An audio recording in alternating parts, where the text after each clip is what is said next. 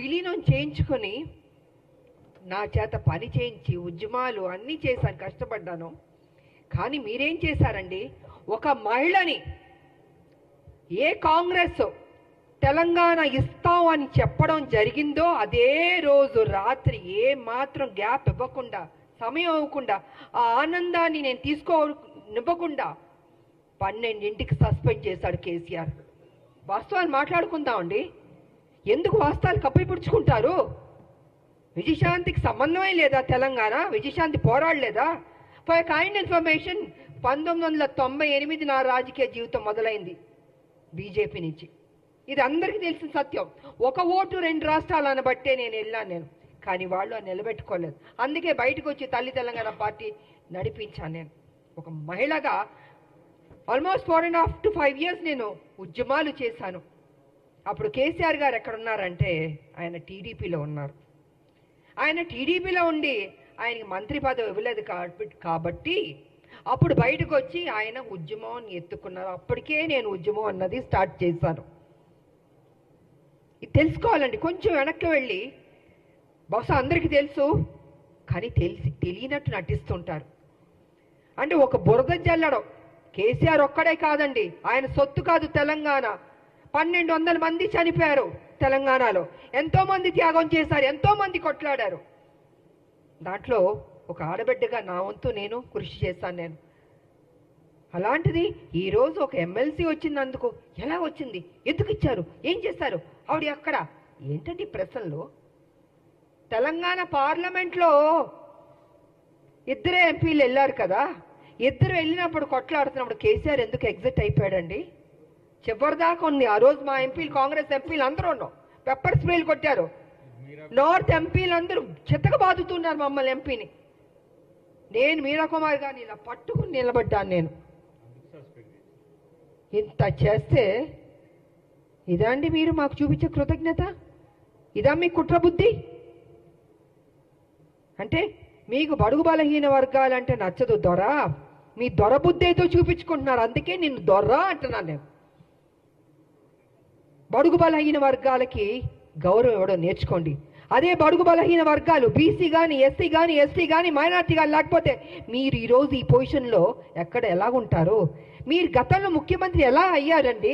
మీ దొరలు ఒక్కళ్ళే వేస్తారా? ఇంతమంది ఓటు వేయబట్టి మీరు ముఖ్యమంత్రి అయ్యారు, ఇంతమంది త్యాగం చేయబట్టి మీరు ముఖ్యమంత్రి అయ్యారు. అది గుర్తుపెట్టుకోండి దొరగారు. నిన్న వేయడం కాదు రాములమ్మ మీద, మీలా పిరికి బంధం నేను మాత్రం కాదు. గట్స్ ఉన్న మహిళని, త్యాగం చేసిన మహిళని, నా ఆస్తులు అమ్మి పెట్టారు తెలంగాణకి. ప్రతిరోజు మీరు నన్ను అవమానించారు, నాతో పని చేయించారు, నేను ఉద్యమాలు చేశాను. నా పార్టీ, నా తల్లి తెలంగాణ పార్టీ ఉంటే మీరు హింస పెట్టి ఆ రోజు జయశంకర్ గారిని నా దగ్గర పంపించి విలీనం చేయండి అని చెప్పింది మీరు కాదా? నేను విలీనం చేస్తానన్నానా నేను? సరే, ఇద్దరు తెలంగాణ కోసం కొట్లాడుతున్నప్పుడు వేరువేరుగా వెళ్ళకూడదని ఒక దీంతో పెద్ద మనసుతోటి నా పార్టీని నేను విలీనం చేయడం జరిగింది. అంతేగాని వేరే ఏదో ఆలోచనతో మాత్రం కాదు. ఎందుకు చెప్తున్నానంటే అసలు తెలంగాణకి విజయశాంతికి సంబంధమే లేదన్నట్టు మాట్లాడుతుంటే చాలా అసహ్యంగా కూడా ఉందండి. ఒక ఆడబిడ్డని మెచ్చుకోవడం నేర్చుకోండి. మీకు మెచ్చుకోవడం మనసు రాకపోతే నోరు మూసుకొని కూర్చోండి.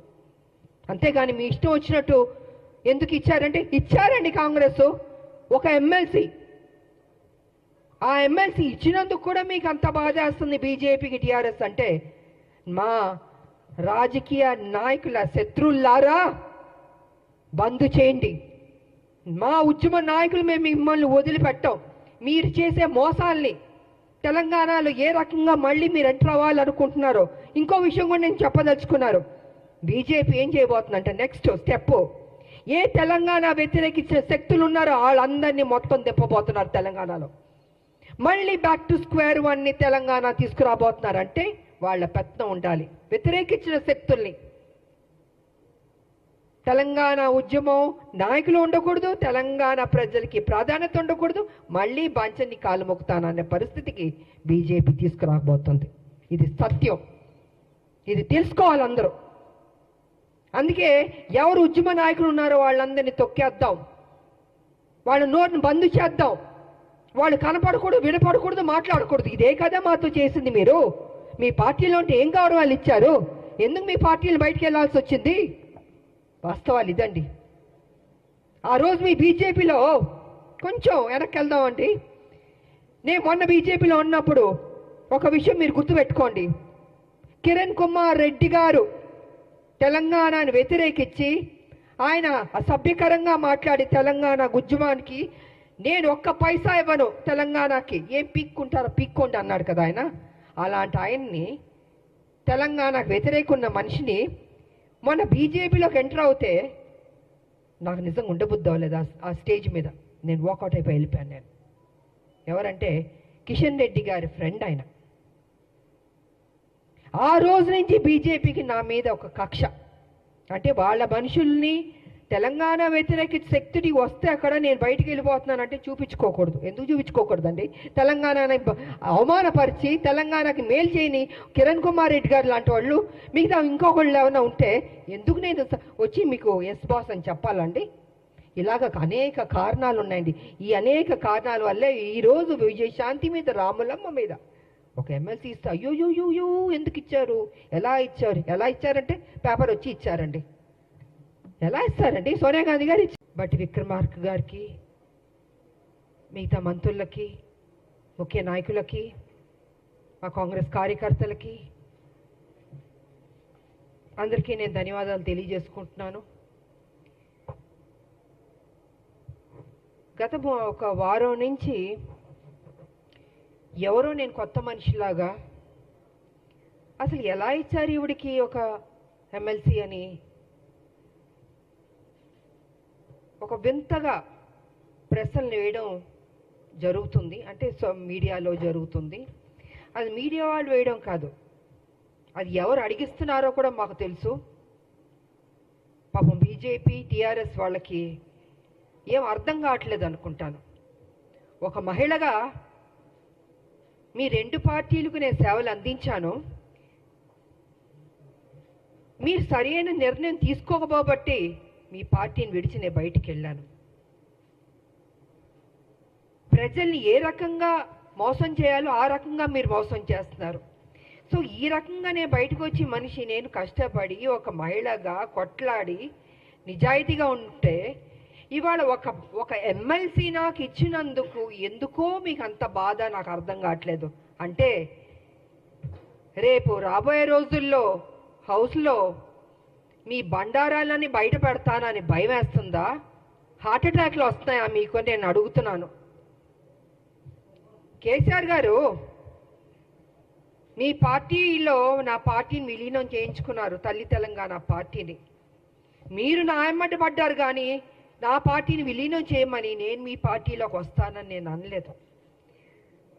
ఈ రకంగా మీరు నా విలీనం చేయించుకొని నా చేత పని చేయించి ఉద్యమాలు అన్నీ చేశాను, కష్టపడ్డాను. కానీ మీరేం చేశారండి? ఒక మహిళని ఏ కాంగ్రెస్ తెలంగాణ ఇస్తాం అని చెప్పడం జరిగిందో అదే రోజు రాత్రి ఏ మాత్రం గ్యాప్ ఇవ్వకుండా, సమయం ఇవ్వకుండా, ఆ ఆనందాన్ని నేను తీసుకోనివ్వకుండా 12ంటికి సస్పెండ్ చేశాడు కేసీఆర్. వాస్తవాలు మాట్లాడుకుందామండి. ఎందుకు వాస్తవాలు కప్పిపుడుచుకుంటారు? విజయశాంతికి సంబంధమే లేదా? తెలంగాణ విజయశాంతి పోరాడలేదా? ఫర్ కైండ్ ఇన్ఫర్మేషన్ 1998 నా రాజకీయ జీవితం మొదలైంది బీజేపీ నుంచి. ఇది అందరికీ తెలిసిన సత్యం. ఒక ఓటు 2 రాష్ట్రాలు అనబట్టే నేను వెళ్ళాను. కానీ వాళ్ళు నిలబెట్టుకోలేదు. అందుకే బయటకు వచ్చి తల్లి తెలంగాణ పార్టీ నడిపించాను. నేను ఒక మహిళగా ఆల్మోస్ట్ 4.5 to 5 years నేను ఉద్యమాలు చేశాను. అప్పుడు కేసీఆర్ గారు ఎక్కడున్నారంటే ఆయన టీడీపీలో ఉన్నారు. ఆయన టీడీపీలో ఉండి ఆయనకి మంత్రి పదవి ఇవ్వలేదు కాబట్టి అప్పుడు బయటకు వచ్చి ఆయన ఉద్యమం ఎత్తుకున్నారు. అప్పటికే నేను ఉద్యమం అన్నది స్టార్ట్ చేశాను. ఇది తెలుసుకోవాలండి. కొంచెం వెనక్కి వెళ్ళి బహుశా అందరికీ